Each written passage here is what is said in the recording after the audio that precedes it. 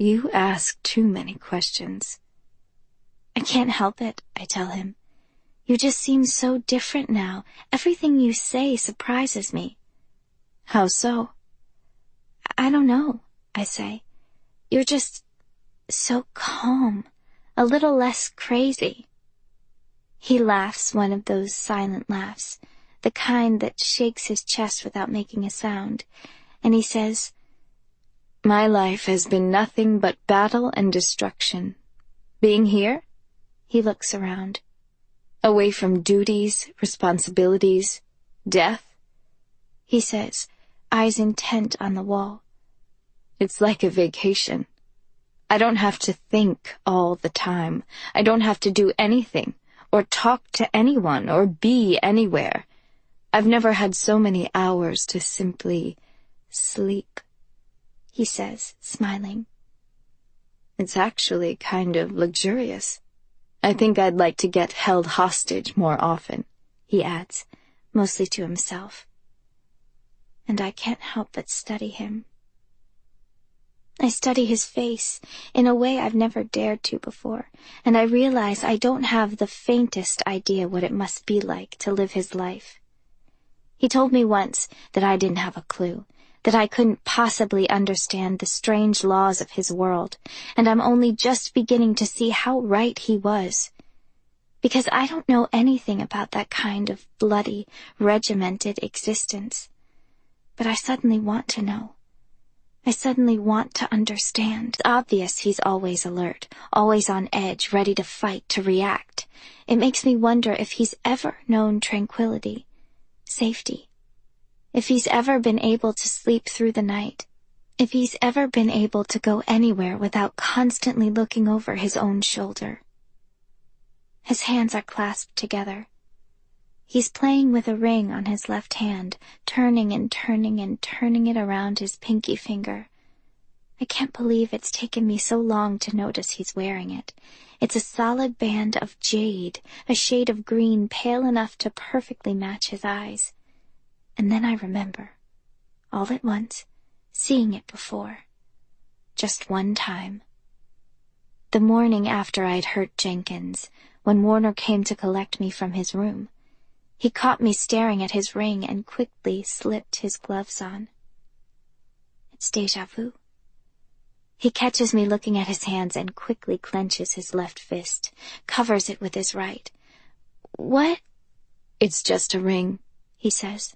It's nothing. Why are you hiding it if it's nothing? I'm already so much more curious than I was a moment ago. Too eager for any opportunity to crack him open, to figure out what on earth goes on inside of his head.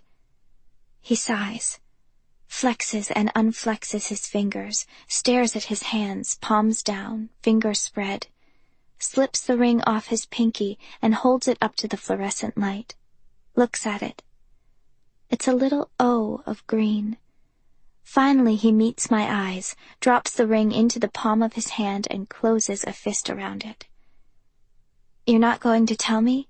I ask. He shakes his head. Why not?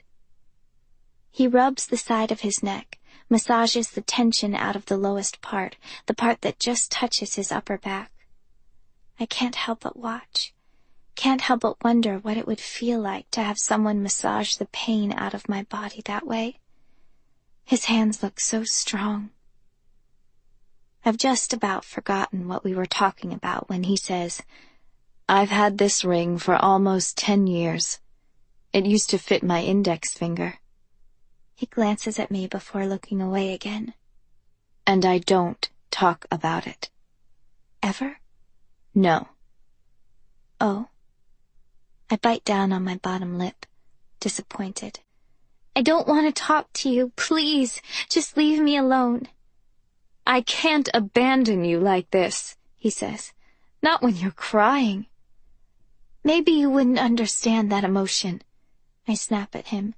Maybe you wouldn't care because killing people means nothing to you. He's breathing hard, too fast. What are you talking about?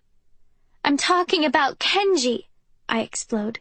I did that! It's my fault! It's my fault you and Adam were fighting, and it's my fault Kenji came out to stop you, and it's my fault— My voice breaks once, twice. It's my fault he's dead! Warner's eyes go wide. Don't be ridiculous, he says. He's not dead. I'm agony. I'm sobbing about what I've done and how, of course, he's dead. Didn't you see him? He wasn't even moving, and I killed him, and Warner remains utterly silent. He doesn't say a single thing as I hurl awful, horrible insults at him and accuse him of being too cold-hearted to understand what it's like to grieve. I don't even realize he's pulled me into his arms until I'm nestled against his chest, and I don't fight it. I don't fight it at all. I cling to him because I need this warmth. I miss feeling strong arms around me, and I'm only just beginning to realize how quickly I came to rely on the healing properties of an excellent hug. How desperately I've missed this. And he just holds me. He smooths back my hair. He runs a gentle hand down my back. And I hear his heartbeat, a strange, crazy beat that sounds far too fast to be human. His arms are wrapped entirely around me when he says, You didn't kill him, love. And I say, maybe you didn't see what I saw. You are misunderstanding the situation entirely. You didn't do anything to hurt him. I shake my head against his chest. What are you talking about? It wasn't you. I know it wasn't you. I pull back, look up into his eyes. How can you know something like that? Because, he says, it wasn't you who hurt Kenji. It was me.